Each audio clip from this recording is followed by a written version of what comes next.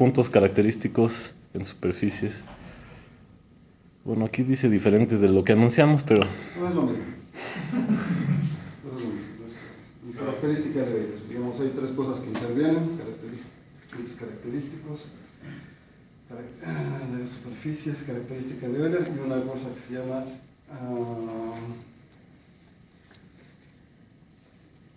digamos, la forma fundamental cúbica, algo así. Bueno, las imágenes, todo está en inglés, pero los voy a hablar en español. No tengo preparado algo así en español por el momento. Y bueno, advertencia, algunos a lo mejor ya oyeron estas cosas otras veces que he platicado. Esto es lo que conté en la fiesta de Pepe en Yucatán, aunque está ampliado. Digamos que esto es 1,5 veces más de lo que conté. Digamos, tiene mucho más imágenes, un poco más de texto. Está completada, mejorada la presentación con respecto a lo que conté en Yucatán. Bueno, entonces comenzamos.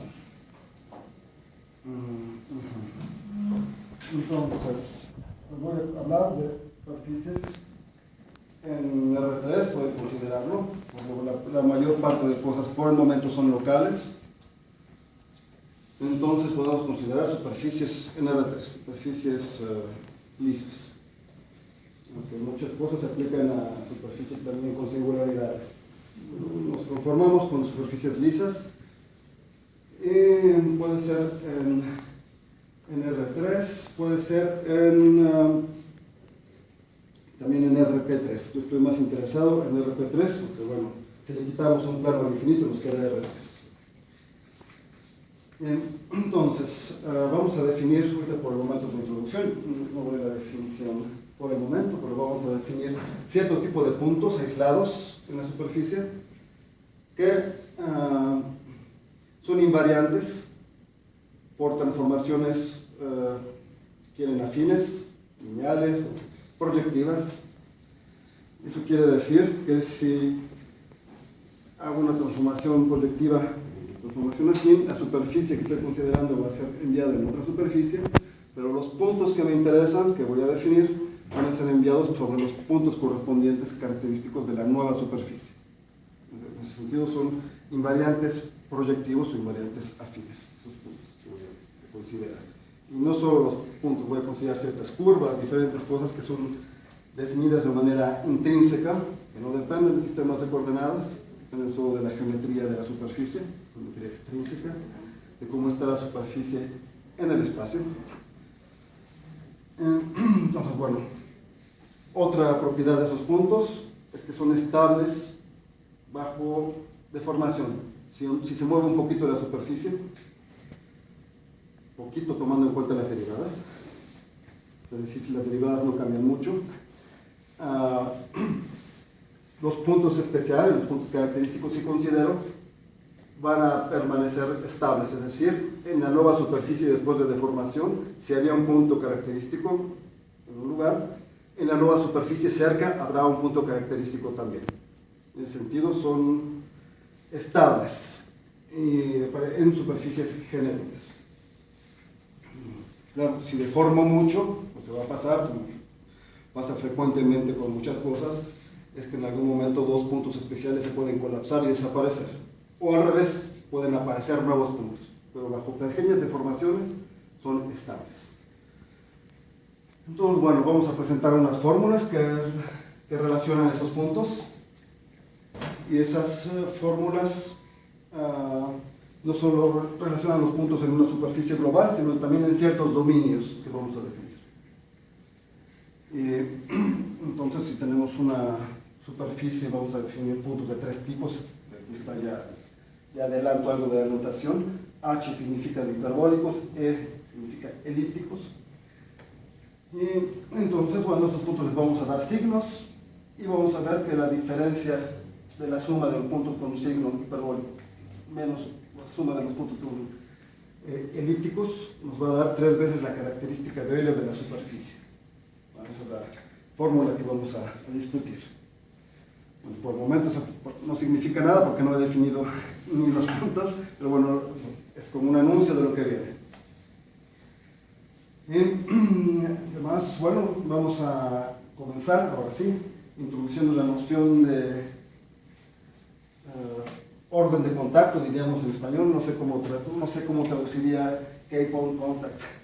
Significa que, por ejemplo, una recta tangente con una curva tiene dos puntos infinitesimalmente próximos, digamos, si movemos la tangente, va a cortar de dos puntos. Y cuando nos reaproximamos a la tangente, esos dos puntos se colapsan y decimos que tiene multiplicidad de intersección 2. Entonces el punto cuenta con multiplicidad 2.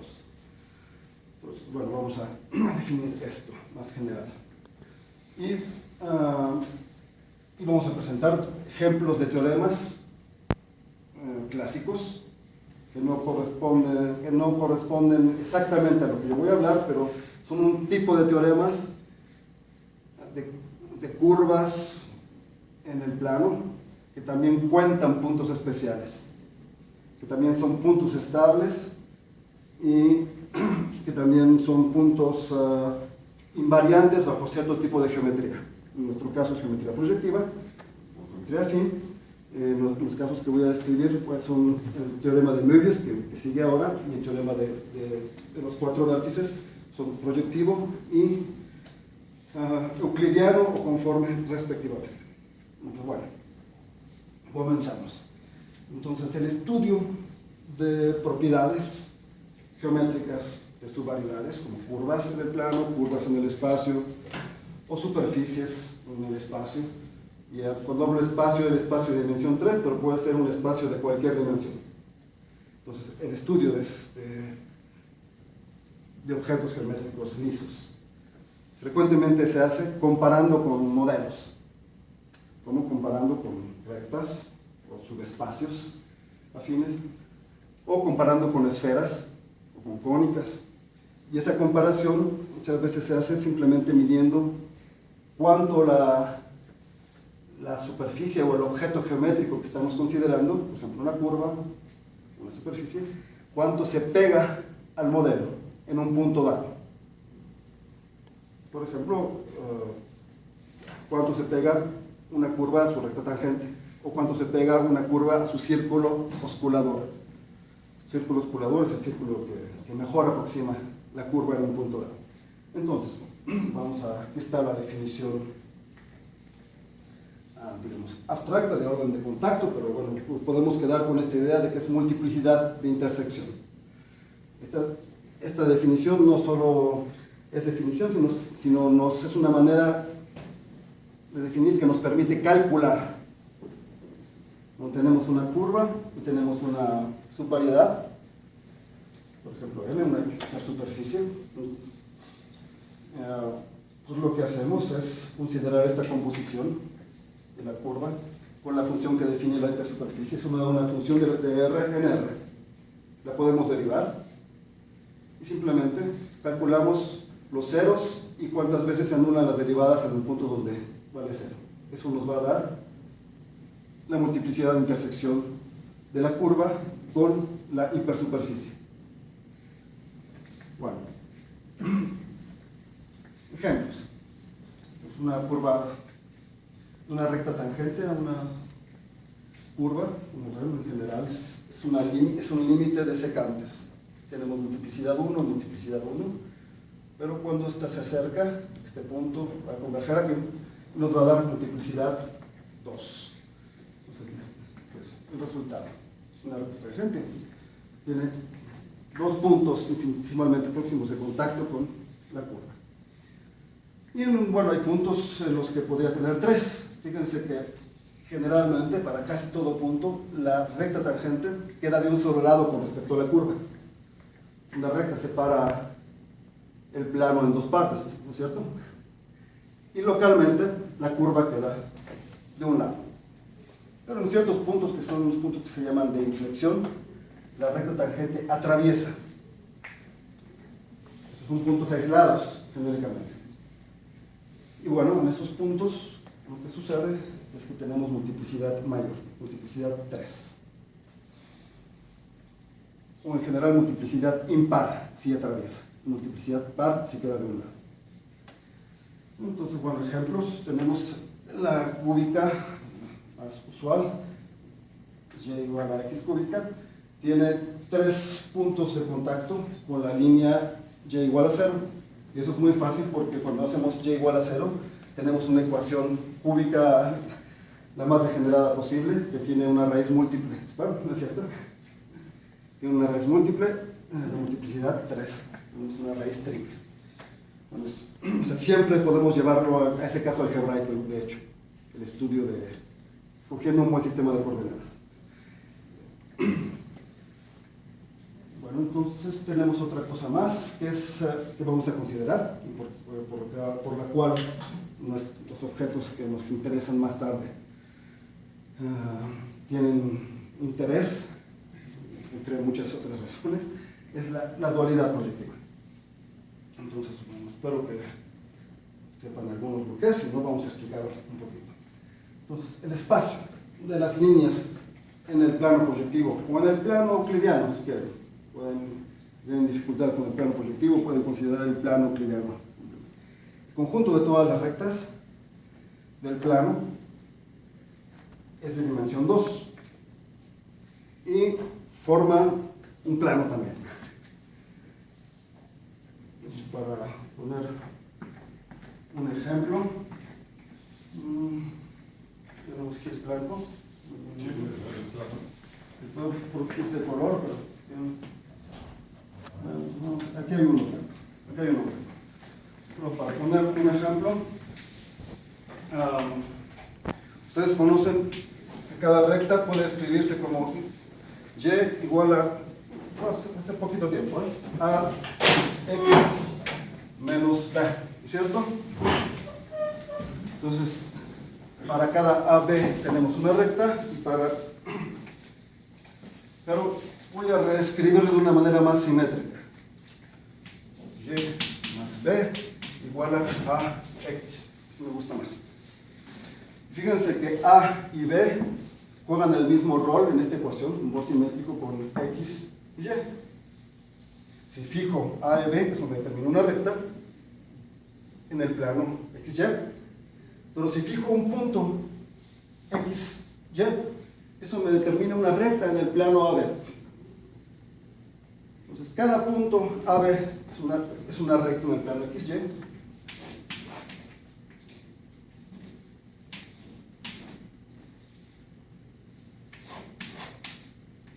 Un punto aquí me determina una recta, pero si yo fijo un punto aquí, fijo X y Y, eso puedo variar A y B.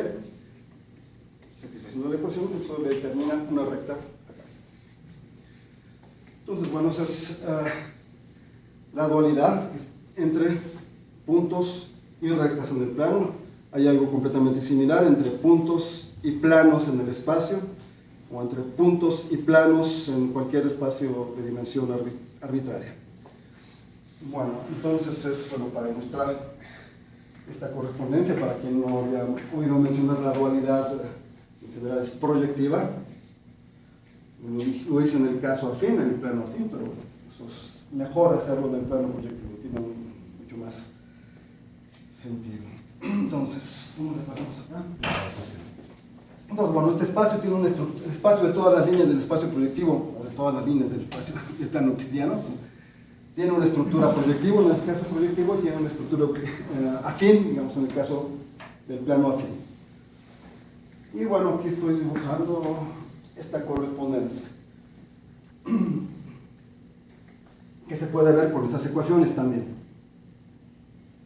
Se puede ver también con esas ecuaciones. Fijar un punto es fijar una recta, pero fijar un punto aquí es fijar una recta acá. Pero entonces, si yo fijo el punto aquí y a esta recta, esa que le corresponde, cuando fijo puntos sobre esta recta voy a tener rectas aquí, pero son rectas que pasan por este punto. Entonces, a un punto están asociadas todas sus rectas, y todas sus rectas son los puntos rectos. Esa es esta correspondencia que está aquí. Y bueno, entonces, una de las utilidades de esta, entre muchas, hay muchísimas, bueno, les voy a mencionar seguramente sabrán ustedes que en la geometría euclidiana proyectiva clásica, casi para cada teorema en el que intervienen líneas y puntos, se puede enunciar un teorema dual que consiste en intercambiar la palabra línea por punto y punto por línea, y en lugar de decir pertenece a, decir pasa por, obtenemos un nuevo teorema. Y ese nuevo teorema es verdadero. Si el teorema es verdadero en un enunciado, el teorema dual es verdadero. Es una manera de obtener nuevos resultados con la dualidad proyectiva. Bueno, esa es una manera clásica, pero bueno, aquí tenemos otra cosa más. Si ustedes tienen una curva en el plano, cada punto de la curva, que la curva es lisa, estamos trabajando con objetos lisos, tiene una recta tangente. Esa recta tangente es un punto del plano dual. Entonces, para cada tangente estoy considerando un punto del plano dual. Entonces, siguiendo la curva, estoy generando una curva de puntos en el plano dual, que se llama la curva dual, de la curva original. Como aquí. Entonces, tengo estas tangentes y la curva dual sería esto. Y bueno, si tenemos una recta que es bitangente, significa que aquí es un punto doble. Si tenemos una inflexión, en la curva dual va a tener un punto singular, que es un punto de tipo semicúbico. Localmente es algo del tipo ifiomorfo a la curva dada por y cúbica igual a x cuadrada. Siempre se puede escoger un sistema de coordenadas tal que la curva se puede escribir así. Es una cúspide semicúbica. Entonces, inflexión corresponde a cúspide semicúbica, y recíprocamente, si tienen una cúspide semicúbica y consideran la curva dual va a tener una inflexión. Entonces, tenemos un teorema clásico de Möbius que dice, es un ejemplo del tipo de cosas que voy a considerar más tarde, que si tienen una curva en el plano proyectivo, en el plano proyectivo hay curvas que son como la recta proyectiva, que no se pueden contraer. La recta proyectiva es una curva cerrada cuando está considerada en el plano proyectivo. Un círculo, ¿no? Esa curva en el dual es un punto. ¿Perdón? No, lo que dices es que no se puede contraer a un punto. No se puede contraer a un punto, ¿sí? No es una curva contractible. No se puede poner en un disco. No se puede meter a un disco. No se puede contraer a un punto o a un disco, como quieran. En cambio, su dual sí. Entonces, el teorema de Möbius dice que cualquier curva que sea la deformación de una recta proyectiva, mientras la curva sea lisa y sea encajada, que no tenga autointersecciones, va a tener al menos 3 puntos de inflexión. Como en términos de la dual, es decir, que la curva dual tendrá al menos 3 cúspides semicúbicas. Es un teorema no tan conocido de Möbius, pero bueno, ya es un primer teorema, le llaman de geometría enumerativa, entra en varias clasificaciones. Es un teorema de geometría de contacto o de topología proyectiva. Tenemos un invariante, el número 3. Tenemos un invariante discreto asociado a un tipo de curva. No importa cómo mueva la curva, ese número 3 no puede bajar. Pueden tener más puntos, pero ese número 3 no disminuye. Pueden hacerla más complicada, y de hecho, entre más complicada, más puntos de inflexión habrá. Entonces, ese número 3 es un invariante proyectivo, topológico, es un invariante discreto en todo caso, que no cambia. Números enteros, cuando movemos las cosas continuamente, una función continua que tiene valores enteros, pues se queda constante, a menos que haya un rompimiento, que es cuando violamos las condiciones del teorema. Bueno. El otro ejemplo, que es un ejemplo de geometría euclidiana o geometría conforme, es considerar círculos. En este caso, para poder hablar de círculos necesitamos de una métrica. Estamos en geometría euclidiana y bueno, el círculo osculador de una curva es un círculo que aproxima mejor la curva, o podemos decir es un círculo que tangente tal que la multiplicidad de intersección es al menos 3. Genéricamente va a ser exactamente 3. Para casi todo punto será exactamente 3. Entonces, como ven, como es impar, la curva siempre atraviesa su círculo osculador. Siempre. Si el punto es genérico. Puede haber puntos especiales donde el contacto sea mayor. Son los puntos que se llaman vértices. Entonces tenemos, bueno, para ejemplificar aquí, tenemos casi todos los círculos tangentes, o bien están de un lado o bien están del otro. Este es el único que atraviesa la curva, localmente. Entonces, bueno, hay ciertos puntos, como por una elipse, los vértices de la elipse, precisamente, satisfacen, gracias simplemente a la simetría, que el círculo osculador va a tener multiplicidad de intersección par. Como es par, es mayor que el ordinario, ¿ya? Y es entonces al menos 4. Y bueno, una elipse tiene exactamente 4 vértices. Y bueno, hay un teorema clásico que dice que una curva cerrada, sin autointersecciones en el plano euclidiano, tiene al menos 4 vértices también. Ahí también tenemos un invariante discreto, número 4, que, viéndolo de manera un poco más sutil, ¿de dónde viene este 4? En realidad es un teorema que pertenece a la geometría simpléctica. Aunque es un teorema originalmente conocido como de geometría euclidiana a principios del siglo XX, bueno, considerándolo de una manera más sutil, bueno, pertenece a la teoría de singularidades y a la geometría simpléctica. Es un invariante topológico simpléctico, este invariante número 4. Y bueno, como relacionado al teorema de los 4 vértices que está aquí enunciado, voy a mencionar qué es la cáustica y una curva. Ustedes, que de hecho se puede definir para cualquier subvariedad del espacio euclidiano de dimensión que quieran. 2 aquí. Consideran, por ejemplo, una curva y consideran todas las rectas normales a la curva. El conjunto de todas las rectas normales a la curva tiene una envolvente, es decir, tiene una curva que es tangente a todas esas normales. Bueno, no es difícil demostrar que esa curva, que está dibujada aquí, que es tangente a todas las rectas normales, consiste de los centros de los círculos osculadores. Es lo mismo. Lo que se puede definir como el conjunto de centros de círculos osculadores o como la envolvente de las rectas normales. Son cosas equivalentes. Y en los vértices, donde tenemos mayor contacto, aparecen otra vez las cúspides semicúbicas, las mismas que hace rato, las mismas que para la dual de una inflexión de una curva en el plano.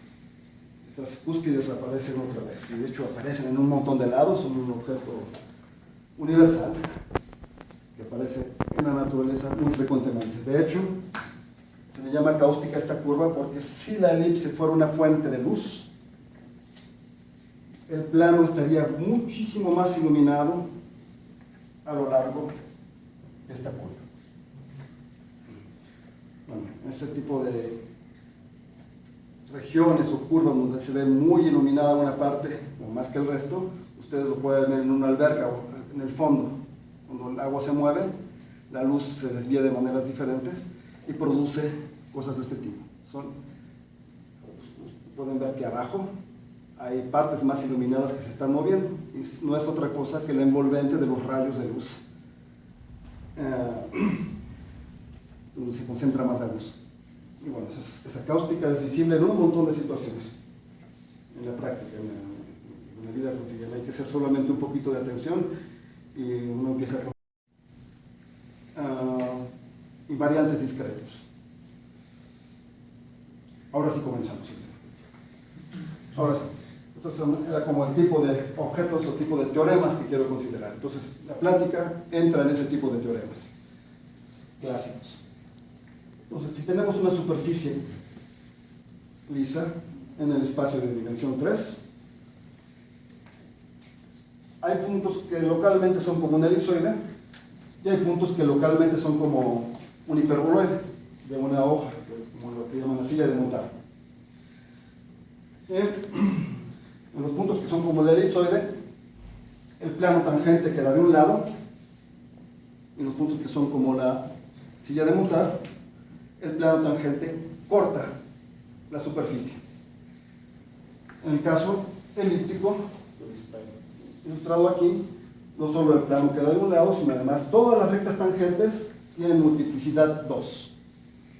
Si mueven un poquito la recta hacia la superficie van a haber dos puntos que se concentran, de intersección, que si regresan a la tangencia van a tener un punto de multiplicidad 2. Entonces, cada recta tiene multiplicidad de intersección 2 con la superficie, que localmente se comporta así.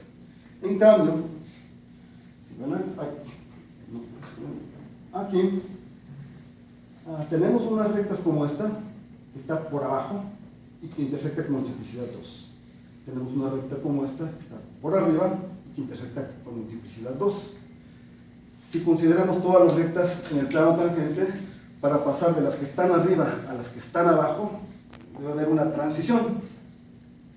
Y son precisamente las dos direcciones tangentes a la intersección de la superficie con el plano.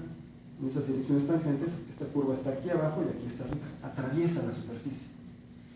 Y esta otra recta, aquí está abajo y acá está arriba, también atraviesa.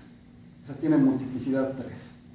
Entonces, para una superficie, en los puntos que se comportan, que son, digamos, hiperbólicos, que localmente la superficie se parece a un hiperboloide, tenemos dos direcciones especiales. Podemos considerar simplemente como las direcciones tangentes a la curva de intersección entre la superficie y el plano, o, para definir de manera más precisa, tenemos dos direcciones tales que la multiplicidad de intersección de esa tangente con la superficie es 3. Para ser más estrictos, al menos 3, porque podría haber degeneraciones como acabamos de ver en los ejemplos anteriores. Podría haber ciertos puntos donde la multiplicidad es mayor. De hecho, los hay. Pero si es un punto ordinario de la superficie, será 3 y 3 para cada uno. Para los puntos ordinarios es 3. Entonces, bueno, tenemos en el dominio hiperbólico un par de líneas asintóticas, y eso nos define entonces un campo de cruces, un campo de par de líneas en el dominio hiperbólico. En el elíptico no hay. Entonces vamos a la siguiente. Bueno, hay ejemplos. Este es un ejemplo bien degenerado, que es el hiperboloide del mismo. Para un hiperboloide, el plano tangente intersecta a lo largo de dos líneas. En este caso, estas líneas, como están contenidas en la superficie, la multiplicidad de intersección es infinita. Es infinita. Es un ejemplo degenerado. Si deformamos un poquito, vamos a tener lo que estaba en el dibujo precedente, algo así, una pequeña deformación. Pero bueno, este ejemplo, aunque degenerado, puede servir como modelo. De la misma manera que una recta sería un caso degenerado para considerar inflexiones, o que un círculo sería un caso degenerado para considerar vértices de curvas, este modelo sería un caso degenerado, pero nos sirve como modelo. Entonces, vamos a no olvidar. Tenemos esta situación, y ahora vamos al caso siguiente. Es un ejemplo menos degenerado. Entonces, si consideramos un toro no simétrico significa que no es el toro de revolución, que es como una dona, digamos, una verdadera dona, que es, digamos, lisa, pero le quitamos la simetría de revolución para que no tengamos degeneraciones, digamos, muy grandes. Entonces, si lo ven, bueno, si estamos al exterior de este toro, el plano tangente queda de un solo lado. Entonces, estos dos puntos al exterior son elípticos. En cambio, si estamos en un punto al interior, el plano tangente, desde luego, que corta el toro, lo atraviesa y lo corta a lo largo de dos curvas. Es un punto hiperbólico.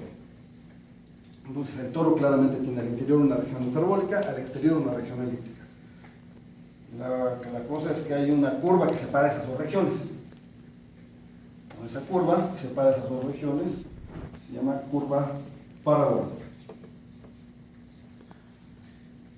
Vamos un poco más adelante, entonces vamos a hablar sobre esa curva, que va a jugar un rol en lo que discutimos. Entonces, si tenemos una superficie en general, como la que acabamos de dibujar, el toro u otra, vamos a tener puntos elípticos, puntos hiperbólicos. En el lado elíptico no hay direcciones asintóticas, como dijimos, pero en el lado hiperbólico tenemos para cada punto dos direcciones. Entonces, tenemos un campo de cruces, de pares de direcciones, y podemos de hecho distinguirlas, pero por el momento vamos a recordar una cosa del curso de ecuaciones diferenciales. En general, cuando tenemos un campo de líneas diferenciable, se puede integrar. Es decir, integrar significa que existen curvas que son tangentes. Precisamente esta curva que es tangente al campo de las líneas rojas, esta curva roja, es una curva asintótica, se llama así. Y esta negra, que es tangente a las líneas negras, también es una curva asintótica. Y dibujé con dos colores porque en realidad se pueden distinguir esas dos direcciones. Y eso no depende de que la superficie sea orientable o no. Eso únicamente depende de que el espacio ambiente tenga una orientación. El espacio afín es orientable y el espacio proyectivo también es orientable. Entonces, de que fijamos una orientación, nos determina dos tipos de curvas asintóticas. Podemos distinguir entre ellas y voy a explicar cómo. Distinción entre curvas izquierdas y curvas derechas. Y esencialmente es, imagínense, como un tornillo o un sacacorchos. Todos los sacacorchos que ustedes han visto son derechos. Entran de la manera, en el mismo sentido que cuando atornillan un tornillo. No, existen los sacacorchos izquierdos. Tengo cuates zurdos que tienen su sacacorcho izquierdo. Y también existen los tornillos izquierdos. Y no se puede pasar de uno al otro de manera continua. Para pasar de uno al otro se puede hacer con una reflexión con respecto a un plano, pero eso cambia la orientación del espacio. Eso cambia la orientación del espacio. Entonces, distinguir entre curvas derecha e izquierda es algo que solo depende de la orientación del espacio. Una manera de decirlo es... De la parametrización, ¿no? No depende de la parametrización. Al revés, no cambia nada, absolutamente. No. Cualquiera que sea la parametrización, si es regular, en el sentido que uno quiera, en uno o en el otro, las primeras tres derivadas forman un marco que es o bien positivo o bien negativo. Y eso solamente depende de la curva, el punto considerado de la curva.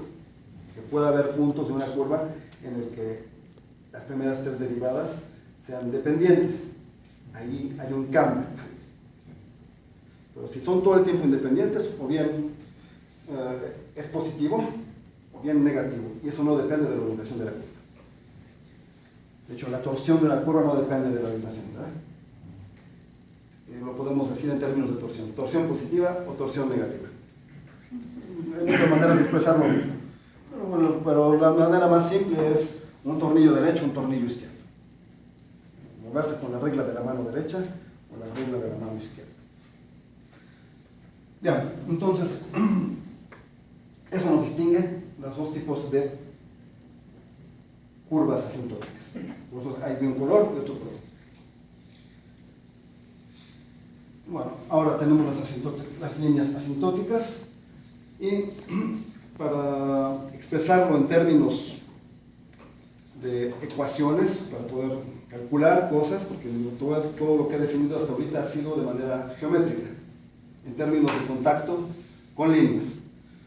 Hay una manera también, en términos de fórmulas, que es equivalente. Entonces, cuando tienen una superficie lisa, siempre pueden, al menos localmente, definir la superficie como la gráfica de una función.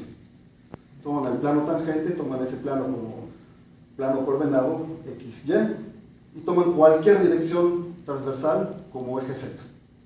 No tiene que, por el momento no hay ninguna ortogonalidad ni ningún producto escalar. El plano XY también puede ser cualquier par de direcciones, con cualquier escala. No hay ni ortogonalidad, otra vez, ni producto escalar. Entonces, las longitudes de los vectores base pueden ser diferentes. Entonces, cuando tengan una superficie lisa, toman el plano tangente, toman ese plano como sistema coordenado XY, cualquier sistema coordenado afín. Lo más fácil es tomar como origen el punto de tangencia. Y toman cualquier dirección transversa como eje Z y pueden entonces definir, al menos localmente, la superficie como la gráfica de una función. Esa gráfica de la función va a tener, bueno, el término constante, el término lineal, cuadrático, cúbico, aunque sí escogimos como origen el punto en el que vamos a estudiar la superficie, el término constante es 0. Y si además consideramos como plano coordenado el plano tangente, como lo sugerí, también el término lineal es 0. Comenzamos con los términos cuadráticos, en realidad. No, con esa elección, que es conveniente. Entonces, el término cuadrático es lo que se llama en geometría diferencial. Esto porque lo hacen tanto.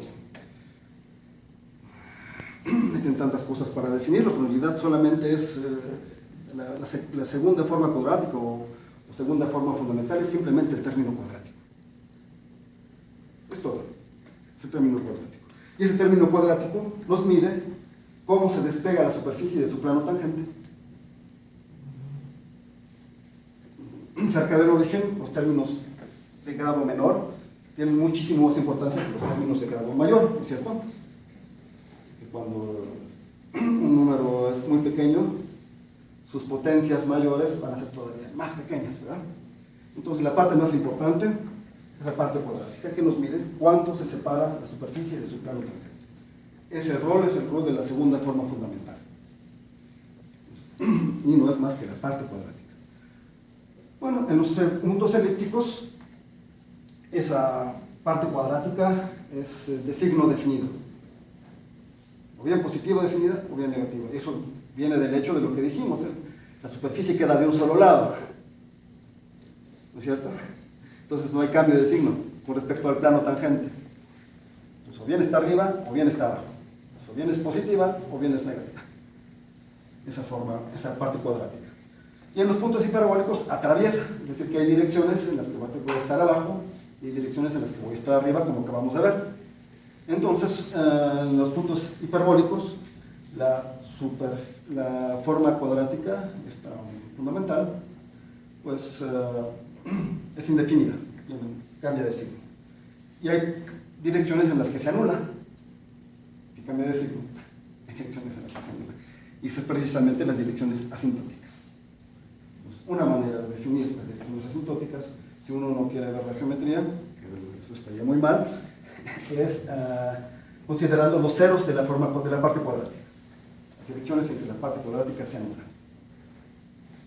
Bueno, entonces, bueno, tenemos esta definición, y bueno, en los puntos parabólicos, que es la frontera entre dominio hiperbólico y dominio elíptico, tenemos que esas dos direcciones nos van a ser una sola dirección, pero doble, que cuando pasamos al elíptico desaparece y se vuelven dos direcciones complejas conjugadas. Entonces, en el dominio elíptico, en la curva parabólica, perdón, tenemos la forma es degenerada, pero tiene una sola dirección en la que se anula, que es una dirección doble. Entonces pasamos ahora dentro de la curva parabólica Hay ciertos puntos especiales que son de interés para esta plática. Tenemos la cosa siguiente, entonces, aquí no tenemos direcciones asintóticas, en el hiperbólico tenemos dos direcciones, y cuando nos aproximamos a la curva parabólica tenemos una dirección doble. Pero si nos movemos a lo largo de la curva parabólica, esta dirección se va a mover, en general. Para casi todo punto, esa dirección va a atravesar la curva parabólica. Pero como tenemos todavía un parámetro de libertad, es decir, moviéndonos a lo largo de la curva, podemos encontrar posiblemente puntos aislados en los que la dirección sea tangente. Y esos puntos aislados son estables también, son invariantes positivos, todo lo que habíamos mencionado antes. Y estos puntos se llaman, bueno, también Tom los llamó bodrones. Es un término de la arquitectura, que lo voy a explicar. Y los ingleses los llaman cúspides de Gauss. Bueno, un poco en contra de la tecnología, yo lo voy a llamar bodrón, que es más corto. Y bueno, son los puntos donde la única dirección asintótica, que es doble, es tangente a la curva parabólica. Entonces las superficies genéricas tienen puntos así aislados, que son entre los puntos que vamos a contar. Entonces, vamos a ver. Oye, Vamos a dar una definición Ricardo, de un signo, perdón. una pregunta, por ejemplo, en 3 dimensiones tendrías 3 rectas. ¿En 3 dimensiones de qué cosa? Ah, pues las rectitas que estás pintando serían 3. A ver, estamos en el espacio de 3 dimensiones y tenemos una superficie de 2 dimensiones. Ah, no, pero si tuvieras una Variedad de dimensión 3. Ajá. En una variedad de dimensión 3, en principio tendrías, no, tendrías un cono. Dos rectas en un plano es una versión de un cono, pero de dimensión 1. Como tienes un cono en el espacio, son los ceros de una forma cuadrática. Sí, ya. Las dos direcciones en plano son los ceros de una forma cuadrática. Cuando tenemos una forma cuadrática en el espacio, sus ceros no son rectas. No son un número finito de rectas. Son un continuo de rectas que forman un cono. Entonces, si tuvieras una variedad de dimensión 3, los ceros de la forma cuadrática serían un cono. Tendrías un campo de conos, no un campo de cruces. Bueno, entonces, vamos a hacer la cosa siguiente. Vamos a orientar, para definir un signo de estos puntos, vamos a orientar estas rectas. Vamos a orientarlas en el sentido que apunta hacia la parte roja, es decir, hacia el dominio hiperbólico. Eso nos va a permitir de distinguir dos tipos de bodrones, de la siguiente manera. Orientamos hacia la parte hiperbólica. Cuando orientamos así. Perdón, Ricardo, esos bodrones es un conjunto discreto, no es finito. Es un conjunto, genéricamente, si tienes una superficie compacta, va a ser finito. Finito. Sí. Podría ser discreto e infinito si estás en el espacio afín y que tu superficie es no compacta. Entonces, si la curva parabólica no se cierra, puedes tener, sí, un número infinito de puntos. Siempre discreto, digamos, siempre en cada punto es aislado, pero bueno, yo no estoy interesado en superficies que son compactas, para poder contar también. Entonces, bueno, esos puntos orientamos en estas direcciones en la dirección del espacio, del dominio hiperbólico. Entonces, si estas flechas apuntan hacia el bodrón, vamos a decir que el bodrón es positivo, tiene índice más. Si esas flechas van en dirección opuesta al bodrón, vamos a decir que el bodrón es negativo, tiene índice menos. Entonces, bueno, el estudio de esos puntos se remonta a mucho tiempo. Esos puntos fueron estudiados ya en finales del siglo XIX por Korteweg, que era un físico, matemático. Probablemente algunos han oído mencionar o que lo conozcan. como es el caso también mío, las ecuaciones de corte de Vries o algo así, en física.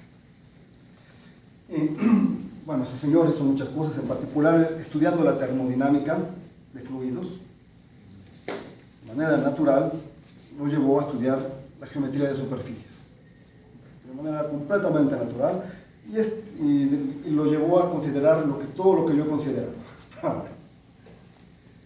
Y bueno, estudió en particular estos puntos. Estos puntos tienen que ver con la transición de fase líquido, gas, sólido, por ejemplo.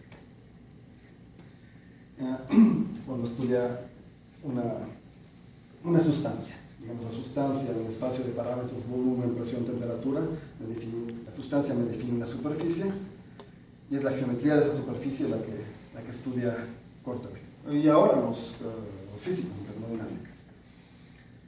Entonces, bueno, tanto él, de manera empírica, se dio cuenta que los términos importantes en un buen sistema de coordenadas son estos, cuando define la superficie como la gráfica de una función, que todos los términos relevantes son estos, que de los otros se podía prescindir haciendo un buen cambio de sistema de coordenadas.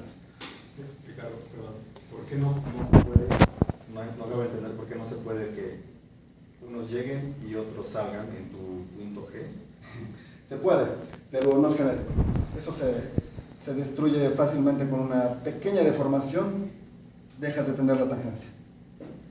O sea, imagina, es como si vienes aquí, tocas y vuelves a separarte. Entonces puedes evitar el toque. En cambio, si tocas y haces realmente un cambio de ángulo, es como pasar por un cero.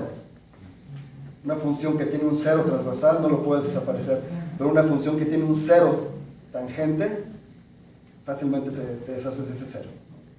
Es eso. Entonces sí existe, pero eso aparece en bifurcaciones. Eso corresponde a un godrón doble.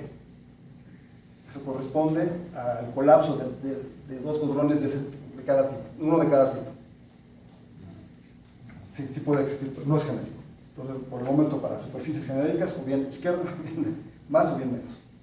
Bueno, entonces, el caso es que ya en los años 80, la Escuela de Singularidades de René Thom en Francia, los ingleses y también los rusos estudiaron como caso particular para el estudio de singularidades este tipo de objetos. Y bueno, en el 81, se llama Platonova y otra que se llama Landis, estudiantes de Arnold, encontraron que, salvo transformaciones proyectivas,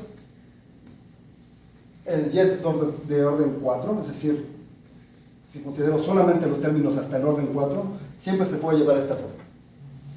Geométricamente, ¿cómo encuentras esos puntos con la curvatura? Por ejemplo, en un elipsoide, En un elipsoide lo hay.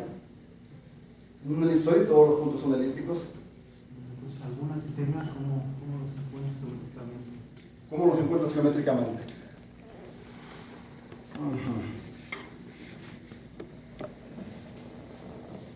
Puedes tener planos que son bitangentes, que es tangente en un punto y es tangente en otro punto. Ese plano lo puedes pasear por la curva manteniéndote bitangente. Cuando los puntos de bitangencia se juntan, en el punto en donde se juntan, sería un punto de este tipo. Sería una manera de encontrarlo geométricamente, pero digamos ya a primera vista no es fácil. Tendrías que tener el plano y pasear tu plano bitangente. Y si el punto está escondido entre partes de la curva en la que no tienes tu plano físicamente, no puedes meter tu plano físicamente, va a estar medio difícil. Pero geométricamente, teóricamente, pues tú paseas tu plano bitangente y encuentras esos puntos. Oye, en un toro simétrico, cuando dijiste que tenía que ser no simétrico, ¿ahí no habría o sí habría? Cuando es no simétrico, en general habría puntos aislados, pero si es simétrico, el problema de que sea simétrico es que el objeto dual es completamente degenerado. La superficie dual, también puedo considerar dualidad en el caso de dimensión 3. Regreso aquí solamente para enunciar que el godrón es positivo si este coeficiente es mayor que 1, o el godrón es negativo si este coeficiente es menor que ahora. Es un teorema. No enuncia sin demostración. Mejor explicar los hechos. Entonces, tenemos otra explicación, voy a ir un poco más rápido porque está pasando el tiempo. Tenemos otra explicación que justifica la definición del índice. Cuando tenemos las direcciones asintóticas, en cada punto tenemos dos direcciones asintóticas, ¿cierto? Pero en cada punto, aparte de las dos direcciones asintóticas, tenemos todas las direcciones posibles. Cada plano tangente tiene un círculo de todas las direcciones posibles. Entonces, si consideramos un espacio más grande formado por nuestra superficie y en cada punto todas las direcciones posibles, que es algo de dimensión 1, las direcciones posibles, tendríamos un espacio de dimensión 3. Entonces, a cada punto de la superficie le asignamos el punto de la superficie más una de las dos direcciones asintóticas o la otra. Entonces, sobre cada punto tenemos dos puntos, dos direcciones especiales, en un espacio de dimensión 3. Eso nos define una superficie. Es un levantamiento de la superficie. Y en esa superficie podemos levantar también las direcciones correspondientes. Aquí ya, en esta superficie ya tenemos una sola dirección que podemos integrar y tenemos los puntos singulares de un campo de direcciones, que son el nodo, el foco y el, ¿cómo se llama eso? La silla. Y bueno, que tienen índices 1, 1 y menos 1. Entonces, el índice 1 y 1 que habíamos definido anteriormente en esos términos, no es otra cosa que esto que es el índice de un campo de vectores ordinario. Entonces, de ahí viene de hecho la definición. Podemos omitirla, podemos quedarnos con la anterior, pero bueno, este es el origen de esa definición. Ahora, ejemplo parecido a lo que ya hablé con curvas. El dual de una curva cuando tiene una inflexión es una curva que tiene un cúspide semicúbico. En el caso de superficies, tenemos una superficie que tiene un dominio hiperbólico, un dominio elíptico, va a tener una curva parabólica que lo separa. Cuando considero la superficie dual, que consiste en cada punto, tomo un plano tangente, el plano tangente es un punto del espacio dual, de manera similar a lo que dice para la dualidad de planos. Además, si quieren verlo en términos de coordenadas, en términos afines, sería algo muy similar a esto, pero en lugar de tener z igual a x más b y menos d. ¿Cierto? Entonces tendría a, b, c, d, es el espacio de los planos. Y tendría la misma dualidad que antes, pero ahora con planos y puntos. Bien, de la misma manera, aquí para cada punto de la superficie considero su plano tangente, su plano es un punto del dual, entonces moviendo a lo largo de la superficie genero puntos en el dual. Eso me genera una nueva superficie en el dual, que es la superficie dual. Entonces, los puntos que corresponden a la curva parabólica son puntos a lo largo de los cuales en la superficie dual tengo una singularidad, se llama una línea cuspidal.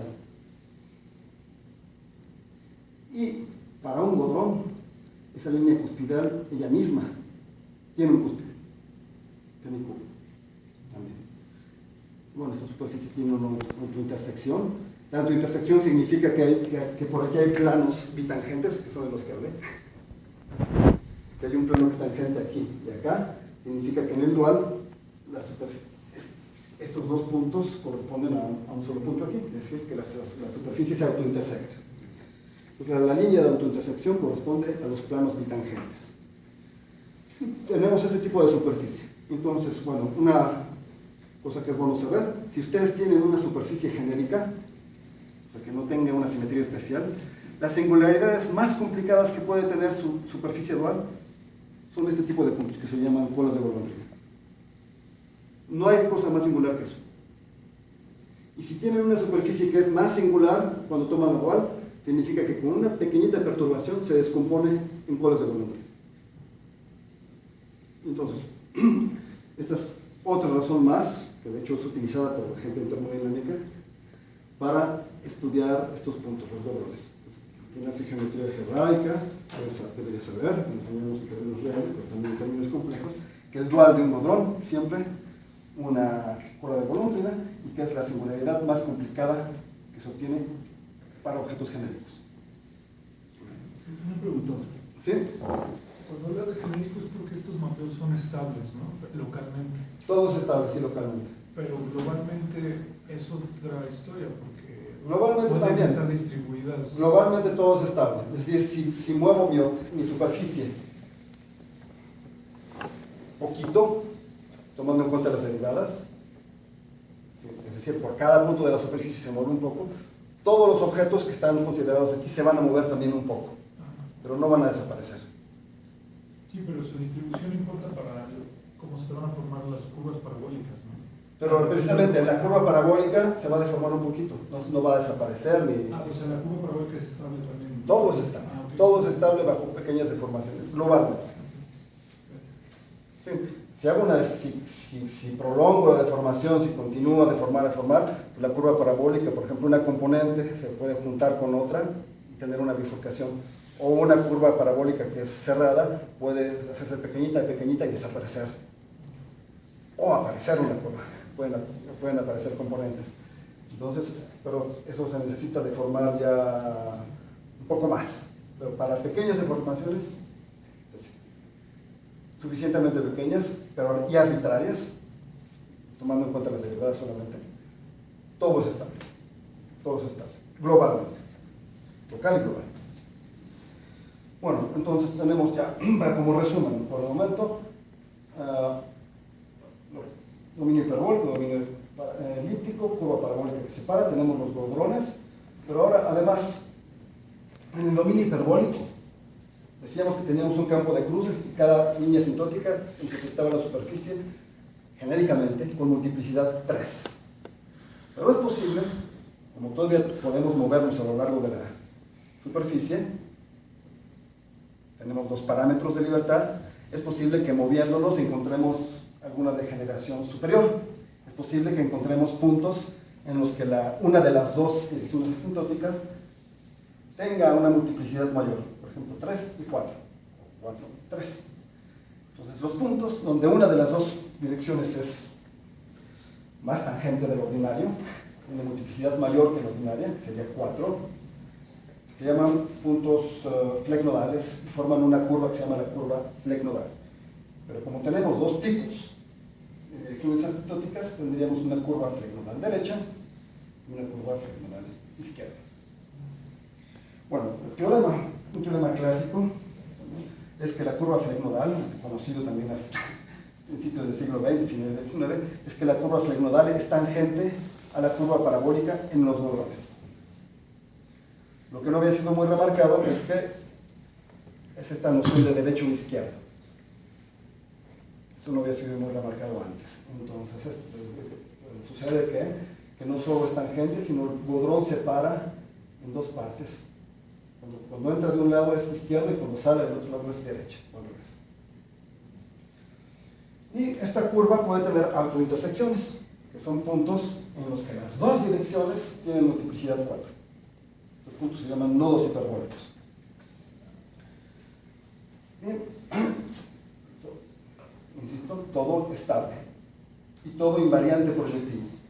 Otra vez repito, si hacen una transformación del espacio afín proyectiva, la superficie va a ser enviada a una nueva superficie, pero como las transformaciones proyectivas o afines envían rectas en rectas, son difeomorfismos, cada dirección asintótica será enviada sobre una dirección asintótica, la curva parabólica será enviada sobre curva parabólica, el godrón será enviado sobre godrón, y la curva Fleck nodal sobre la curva Fleck nodal, y los nodos hiperbólicos sobre los nodos hiperbólicos. Todo es invariante proyectivo y estable para difeomorfismos pequeños.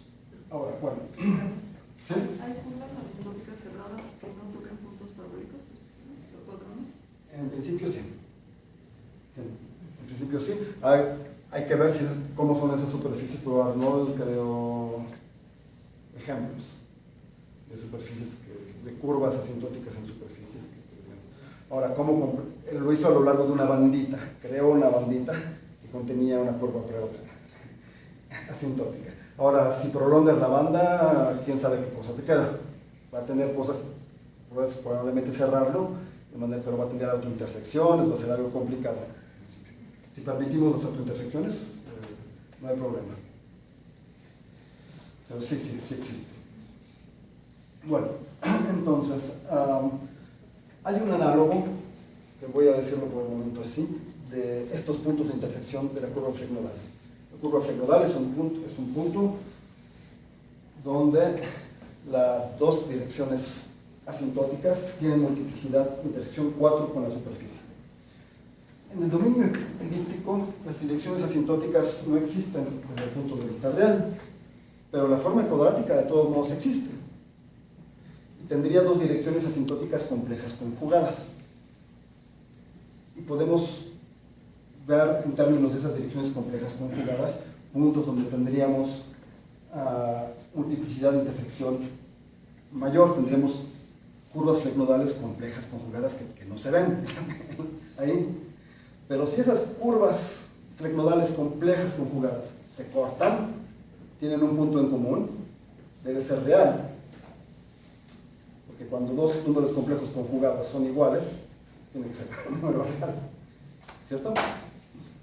Complejo conjugado significa que la parte imaginaria y la parte tiene un signo más y un signo menos, pero si coinciden, tiene que ser cero. Es decir, es real. Es una manera de verlo geométricamente, pero una manera de verlo algebraicamente es estos puntos son puntos en los que la parte cuadrática, que dijimos en la segunda forma fundamental, y la parte cúbica tienen una relación. La parte cúbica resulta ser un múltiplo de la cuadrática. En esos puntos quiere decir entonces que la superficie se parece mucho a un hiperboloide, porque la parte cúbica contiene la parte cuadrática. Entonces, la parte cuadrática pues define localmente hasta el término de orden 3 casi a la superficie. Entonces esos puntos podrían ser considerados puntos en los que la superficie se parece un montón a un hiperboloide. Pero podríamos hacer lo mismo para los puntos elípticos.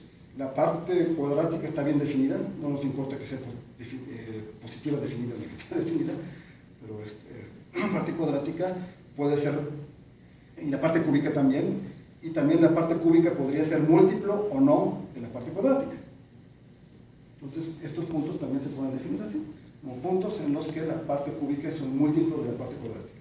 Eso quiere decir que la superficie se parece un montón a un elipsoide. El elipsoide es definido localmente por la parte cuadrática. Entonces, bueno, llegamos a los objetos que queríamos considerar. Estos ya definimos qué signo tienen, hay positivos y negativos, los borrones.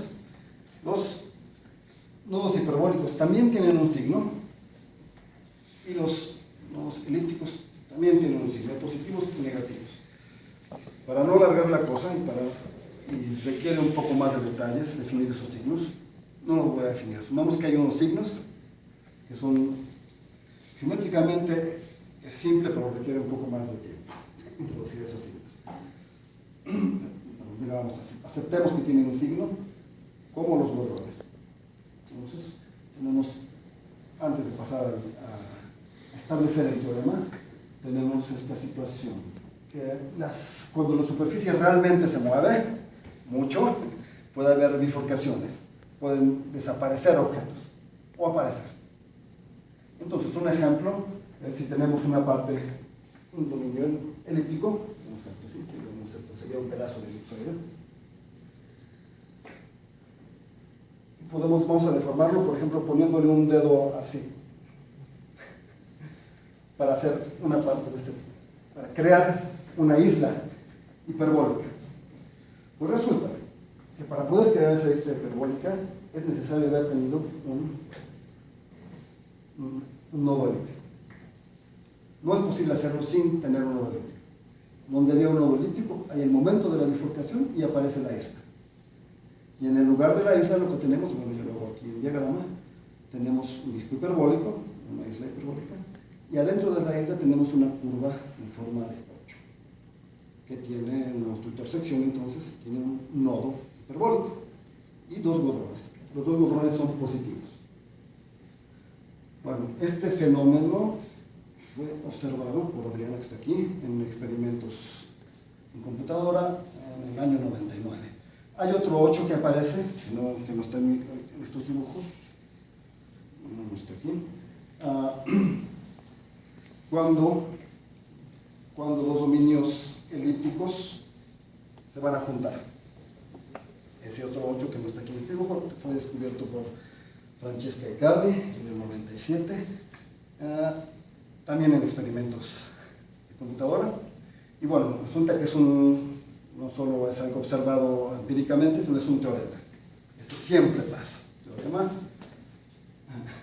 cuando tienen una bifurcación en la que un disco hiperbólico aparece, siempre en el disco va a haber una curva flecnodal en forma de 8, con un nodo hiperbólico y con dos godrones positivos. Siempre, es algo parte de la naturaleza, es algo fundamental. Siempre que van a hacer aparecer un disco hiperbólico, de manera genérica. ¿Qué es lo que pasa en la naturaleza? En la naturaleza general no hay cosas tan simétricas. Bueno, entonces tenemos otro tipo de bifurcaciones, pero todas las bifurcaciones en las que la curva parabólica cambia, estos puntos aparecen, juegan un rol fundamental. Un nodo elíptico se transforma en un hiperbólico, o un hiperbólico se transforma en un elíptico. Y los godrones pueden aparecer o desaparecer. Bueno, entonces el primer teorema global, que es el que les acabo de decir oralmente, que está escrito, si tienen... por eso otro, relacionado. Si tienen cualquier disco hiperbólico, es un teorema. Cualquier disco hiperbólico, no importa en una superficie. Disco topológico. Significa que puede ser algo bien complicado, que se va lejísimo, pero que topológicamente sea un disco hiperbólico, cuya frontera es una curva parabólica cerrada. Entonces, un disco así tiene un número impar de nodos hiperbólicos, o sea, al menos uno. Al menos uno. El primer teorema global. Hay un ejemplo que fue considerado en el 97, publicado en el 2000, por Dmitry Panov, también era en ese momento estudiante de Arnold, después fue con Koncevich. Bueno, él lo observó, aunque ya era relativamente conocido por Segre en los 60s, es que toda superficie cúbica que sea la deformación de un plano proyectivo en el espacio proyectivo, tiene esta configuración, toda superficie cúbica.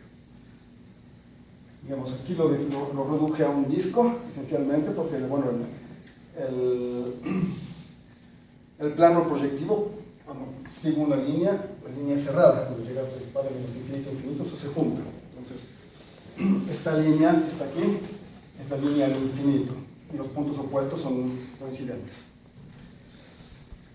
Entonces, dibujando así la superficie, tendríamos esquemáticamente, como deformo el plano de manera cúbica, siempre tengo esta configuración, y observen la cosa siguiente. Tengo un disco elíptico que tiene 3 godrones. De hecho, los 3 godrones son negativos. Tengo un disco elíptico que tiene un godrón, pero 2 nodos elípticos. Todos son negativos. Tengo un disco elíptico que tiene 2 godrones y un nodo elíptico. Y tengo un disco elíptico que tiene 3 nodos elípticos. ¿Cuál es la observación? ¿Qué hay de común en todos esos casos?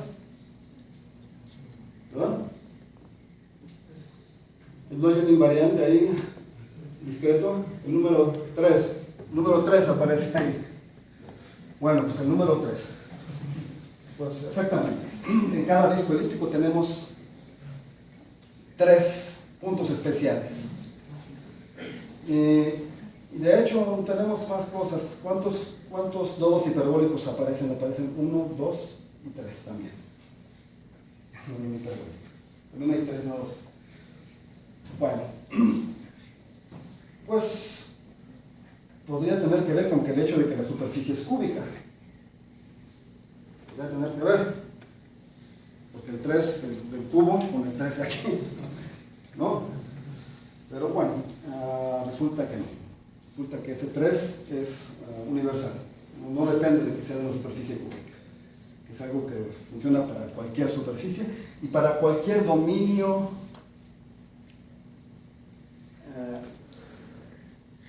elíptico, no importa que sea un disco, o para cualquier dominio hiperbólico, o para la superficie total. Ese 3 va a aparecer. Entonces vamos a enunciar. Consideren una superficie cerrada, lisa, en el espacio proyectivo, y consideren cualquier componente conexa del dominio elíptico. Por ejemplo, los discos del ejemplo anterior, pero también podrían ser anillos, o podrían ser cualquier tipo de dominio elíptico, la forma que les guste, de una superficie general. Entonces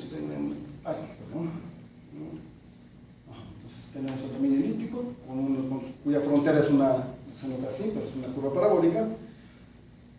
Y consideren también cualquier componente hiperbólica, cuya frontera se nota así, es una curva parabólica.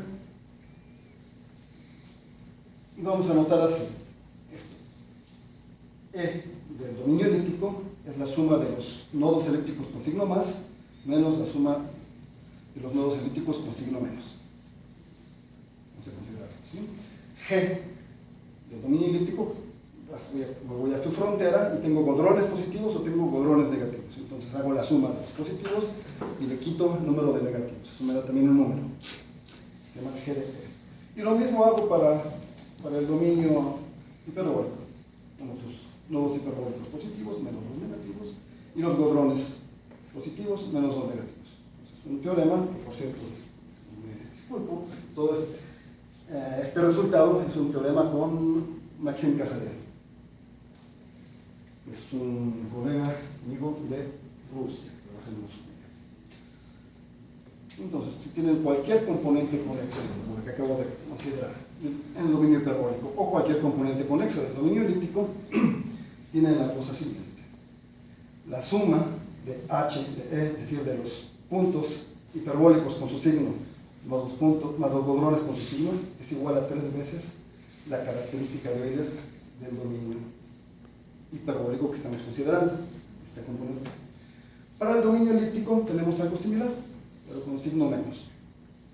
Menos los puntos elípticos, nodos elípticos, menos los godrones con su signo, es igual a 3 veces la característica de Euler del dominio elíptico correspondiente, que es lo que teníamos aquí. Yo por eso les mencionaba que todos los godrones eran negativos. Cuando tomamos con signo menos se vuelven positivos. Y todos los nodos elípticos también eran negativos. Y la característica de Euler del disco es ¿cuánto? 1. Es 1. Entonces tenemos 3 veces la característica de Euler. Bien. Bueno. Ejercicio, ¿cuál es la característica de Euler del dominio hiperbólico que queda? Ejercicio. Bueno, quítenle el plano proyectivo 4 puntos y van a ver lo que queda. Y esta. Bueno, entonces tenemos este teorema y en general, si tenemos estas dos igualdades y consideramos para una superficie compacta todos sus dominios elípticos, todos esos componentes y todas las hiperbólicas, la unión es la superficie entera. Pero la característica de Euler se comporta de manera aditiva. Entonces la característica de Euler va a sumarse. Entonces si sumamos aquí, tendríamos los hiperbólicos con su signo en la superficie, menos los elípticos, los nodos elípticos con su signo en la superficie, va a darnos 3 veces la característica. El dominio hiperbólico del dominio elíptico, los godrones son tomados para un lado con signo más y por otro lado con signo menos. Entonces se eliminan. No cuentan cuando hago el puntaje global. Y bueno, entonces ese es el teorema. ¿Cuánto tiempo estoy ya?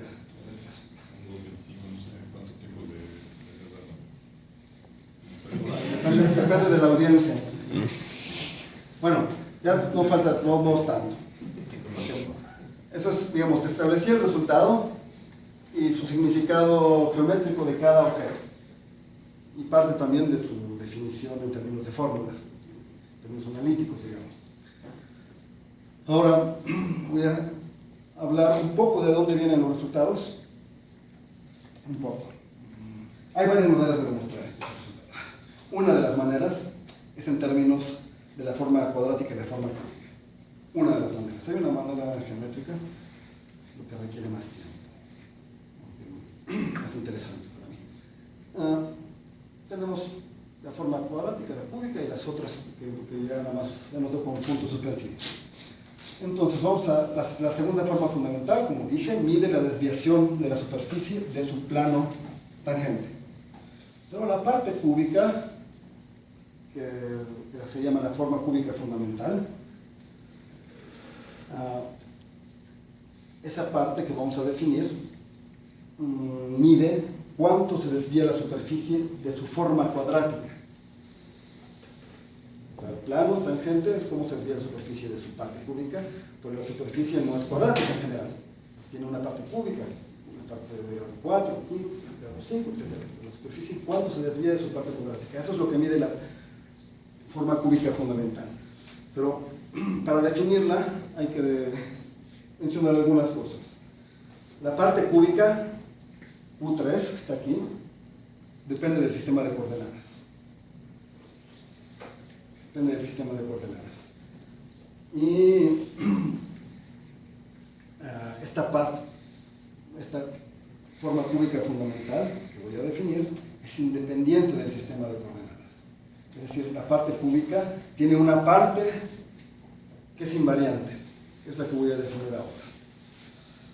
Entonces, para eso, consideramos el hessiano, si la curva está definida por una función, perdón, si la superficie está definida por una función, donde la z igual a f de x, el hessiano de esta función está definido de esta manera, lo que conocemos como hessiano, y de hecho los ceros del hessiano, la curva h igual a 0, determina la curva parabólica. Es una manera de definir la curva parabólica también. Y resulta la cosa siguiente. Esta forma cúbica puede ser un múltiplo o puede no ser un múltiplo de la parte cuadrática. Pero cuando es un múltiplo de la parte cuadrática, el factor debe ser una forma lineal para tener una forma cúbica como producto. Entonces resulta que esta forma lineal especial, que es la diferencial del hessiano, dividido por el valor del hessiano en el punto, juega un rol fundamental. Y entonces cuando a la parte cúbica le quito su parte cuadrática multiplicada por esta forma, me queda algo que es invariante. Y esa es la forma cúbica fundamental. Y cuando ese invariante resulta ser 0, significó que la forma cúbica era múltiplo de la forma cuadrática. Porque si esto es 0, significa que Q3 ya era un múltiplo de Q2, ¿cierto? Que es lo que les dije hace un rato para los nodos elípticos o hiperbólicos.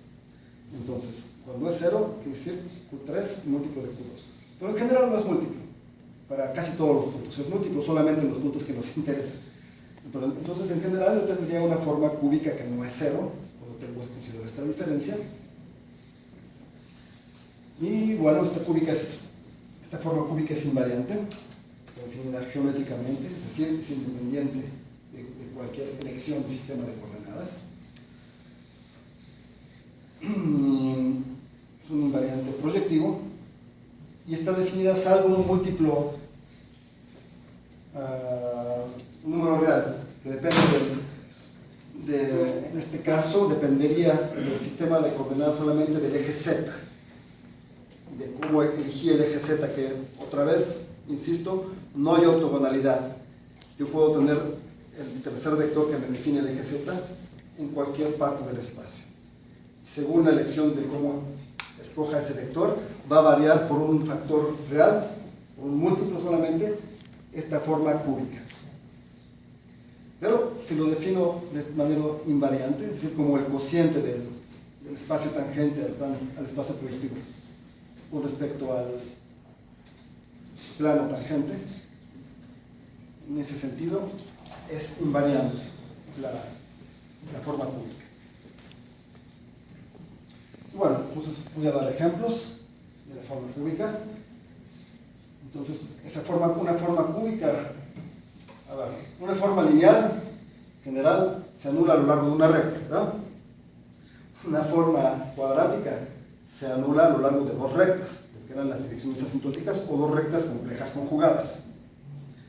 Una forma cúbica se anula a lo largo de tres direcciones, que pueden ser dos complejas conjugadas y una real, o las tres reales. Siempre hay al menos una real. Entonces tenemos estos ejemplos. Entonces, ejemplos de formas cúbicas son nodos elípticos. Aquí la única diferencia es este signo. Y se calculó con Maple, no con matemática, estos dibujos. Y consideró los cambios de signo de la forma cúbica. Estas líneas entonces son los ceros, esas tres líneas. Y dando una vuelta a lo largo de un nodo elíptico, se ve cómo cambia las direcciones. Si uno sigue una dirección, ve que no regresa al mismo lugar, que hizo una rotación de un ángulo de 1/3 o de menos 1/3. Entonces, ese más 1/3 o menos 1/3 del ángulo total es el responsable del 3 que aparece en el teorema. No tenía nada que ver con que nuestro ejemplo fuera una forma cúbica, una superficie cúbica. Entonces, sí, para un nodo elíptico dado por el segundo ejemplo, si damos vuelta alrededor de él, el ángulo va a ser más 1/3. El cambio si sigo una de las direcciones.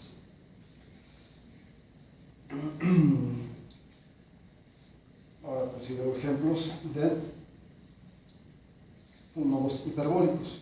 En el caso del nodo hiperbólico, la forma cúbica tiene dos direcciones que son complejas conjugadas y una que es real. En el elíptico son tres reales y en el hiperbólico son una real. Es una real. Entonces tengo una sola dirección. Entonces si tengo un nodo hiperbólico ahora, si doy la vuelta, tengo un signo más 1 o un signo menos 1. Entonces, con este ejemplo es menos 1, con este ejemplo es más 1. El cálculo que da también en matemática, digamos, en dibujo hecho por matemática. El ejemplo más interesante es que pasa alrededor de un godrón, porque alrededor de un godrón voy a tener una parte hiperbólica y una parte elíptica cuando doy la vuelta. En la parte elíptica tengo tres direcciones y en la parte hiperbólica solamente dos. Entonces, tenemos algo así. Bueno, eso es antes del godrón. Un punto parabólico ordinario, no un godrón. Tengo esto y pues veo que si me muevo aquí, me mantengo paralelo. Entonces, el índice es 0. Es un punto parabólico ordinario. Pero si tengo un godrón, esto, positivo o negativo, tenemos algo más interesante. Tenemos también un índice más 1 o menos 1. Pero aquí la rotación es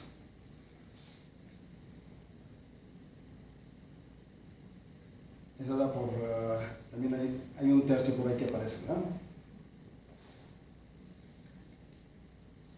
Entonces hay que seguir algunas de las líneas. conseguimos esta. Estamos aquí. Seguimos así, así, así, así. Se vuelve esta que está aquí. Digamos, pasamos de esta tangente a esta dirección asintótica por el momento. Y luego, ¿qué pasó? Desaparece. Se vuelve compleja conjugada. Bueno, podemos hacerle así. Pasamos de aquí a esta, y esta que era asintótica se vuelve tangente. La tangente la podemos seguir aquí, hasta aquí. Entonces, en realidad el ángulo fue de esta, pasó a esta. ¿Cierto? Entonces, para regresar tengo que dar dos vueltas. Bueno, de aquí, haciendo la definición correcta, utilizando esta, le llaman monodromía, esta transformación del cambio de las direcciones en las mismas direcciones, pero que se intercambian entre ellas, llegamos también a que esto nos da un índice -1 y un índice +1, siendo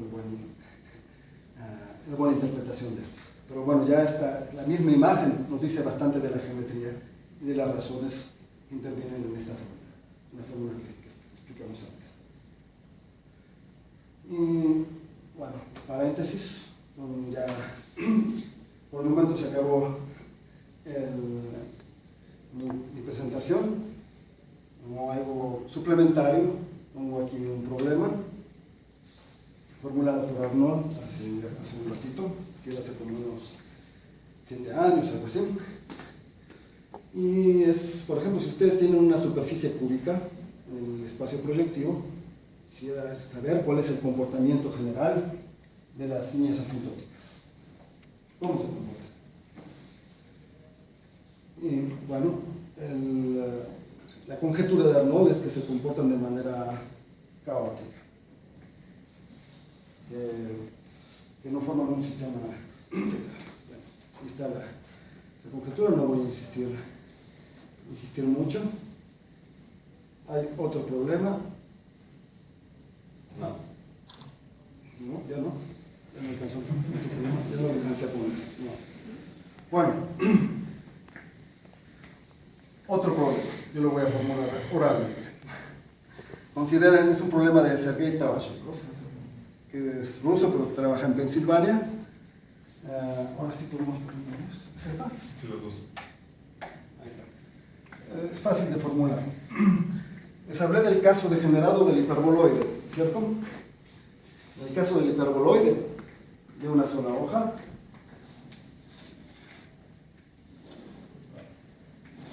todos los puntos son nodos hiperbólicos, porque la multiplicidad es infinita en cada punto, en intersección con las dos rectas asintóticas. Entonces es una superficie bien degenerada. No entra en el caso de mi teorema, pues para superficies genéricas. Esto es una superficie bien degenerada. Pero si le deformamos un poquito, podría ser que tuviera un cierto número de nodos hiperbólicos.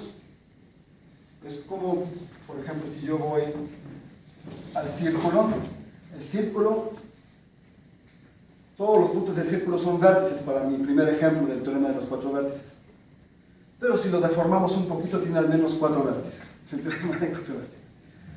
Si tengo la línea en el plano proyectivo, todos los puntos de una línea son inflexiones.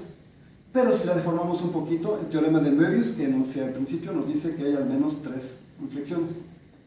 Bueno, siguiendo este tipo de cosas, si tengo el hiperboloide y lo deformo un poquito, debería de haber en principio un cierto número mínimo de nodos hiperbólicos. El teorema que enunciamos no nos sirve de nada, porque el hiperboloide en RP3 es como un toro, es un toro topológicamente, y la característica de Euler del toro es 0. Entonces, si contamos el número de puntos y vemos que es igual a un múltiplo, 3 veces la característica de Euler, pero la característica de Euler es 0, entonces no nos ayuda mucho. Entonces nuestro teorema no nos ayuda para saber esto. La conjetura de Tabachnikov es que, si deformamos un poquito, hay al menos 8 nodos hiperbólicos. ¿Verdad? Él da en un artículo algunos ejemplos. Bueno, un ejemplo bien construido en el que sí hay 8. Y bueno, y da razones por las cuales él piensa que así sería en general. Su conjetura. Bueno, no está demostrado, es un problema abierto. La formulación, como ven, es simple. Los objetos son simples, pero bueno, hay que trabajar para determinar si efectivamente tiene razón el Tabachnikov, o construir un contraejemplo, demostrar que no existen deformaciones del hiperboloide que tienen menos puntos, o 0 nodos hiperbólicos. Y bueno, ahora sí, fin de la presentación.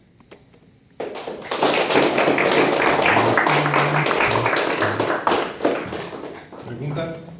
Sí, habías dicho el nombre de un termodinámico que había desarrollado unas ecuaciones de Korteweg, algo así. Sí. ¿Cómo se escribe su nombre? Korteweg.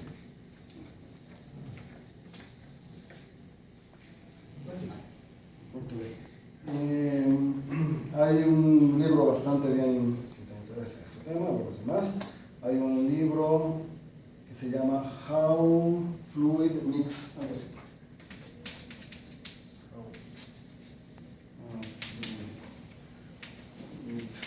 Algo así, que está basado en los años libre en internet. Es un libro que cuenta la historia de la termodinámica en Holanda, que muchas de esas cosas que hizo Korteweg fueron olvidadas. Los geómetras algebraicos no estaban al corriente de lo que hizo Korteweg. Y muchas de las cosas que hizo se volvieron a hacer parcialmente, y después totalmente, tanto en geometría como en termodinámica. En este libro describen parte de los trabajos de Korteweg, y no solo de eso, bueno, hablan de termodinámica, pero para un público amplio, digamos, no para físicos. Entonces es bonito porque se aprende bastante sobre la historia de la termodinámica en Holanda, pero también describe los trabajos geométricos de Korteweg. Y en particular, bueno, algo de lo que mencioné aquí, y describe esa transición de líquido, gas, y cómo tienen que ver, más o menos, estos puntos, los godrones. No me acuerdo cómo les llama él, pero identificará ese siglo a qué corresponde. Puntos planos, creo que le llama así, puntos planos. Entonces hay una especie como de interpretación dinámica del programa de encontrar la característica de Euler y a estas ideas. No entiendo tu pregunta. ¿Puedes reformularla? Sí, bueno, puedes considerar la métrica R3, ¿no? Mi Sí. pregunta es si lo que está haciendo de alguna manera es una reinterpretación de Gauss-Bonnet o una reinterpretación de Poincaré-Gaudí, o es un nuevo punto de vista, o no tiene que ver, o la hidrodinámica es una nueva manera de sacar la característica de Euler.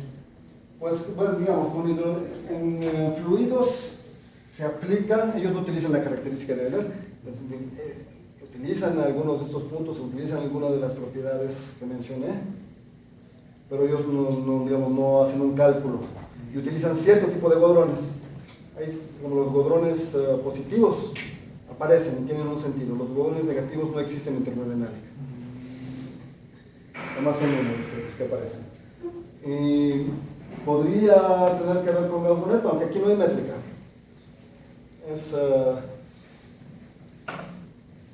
Y no aparecen las curvaturas principales, aparecen otros campos de líneas, que son estas, por un lado las asintóticas y por otro las líneas que anulan la forma cúbica fundamental. Que son invariantes proyectivos. Probablemente habría una cosa como tipo Gauss-Bonnet, o podría interpretarse así esto, pero no lo sé. ¿Una pregunta? ¿Dónde podremos encontrar la definición de índices de los nodos hiperbólicos? ¿Aquí? Acabamos de dar. Bueno, No, de nodos hiperbólicos. Sí. Perdón. Pensé que de godrones. no, Por el momento en ningún lado. Publicado en ningún lado. digamos, es algo de Casarian y yo. Entonces, por el momento no está publicado. ¿No tienen un preferido? Tenemos un texto que no está ni digamos, en el archivo ni nada. Queremos terminar ese texto. Y, por entonces la definición, desgraciadamente, no está publicada en ningún lado. Es Claro. distinto a lo que hace Pano, cuando considera también eso. Tiene que ver con lo que hace Panoff. Tiene que ver con lo que hace Panoff. Bastante. Sí. El problema, queremos dar nosotros una definición en el espacio, geométrica, como lo había antes, en términos de la superficie. El problema es que Panoff lo hace en un espacio de dimensión 7. Entonces, sí tiene sentido, pero uno no puede ver prácticamente si un punto es o no es, o un signo del otro, y no ve en la geometría qué es lo que está pasando. Entonces, en ese sentido, el artículo de Panoff tiene un valor, pero también tiene una dificultad. Que trabaja en un espacio de dimensión 7 en el que es difícil ver la geometría de tu objeto que quieras estudiar. ¿Ya? ¿Ya? Más preguntas, ¿no? Muchas gracias, Ricardo. ¿Ya?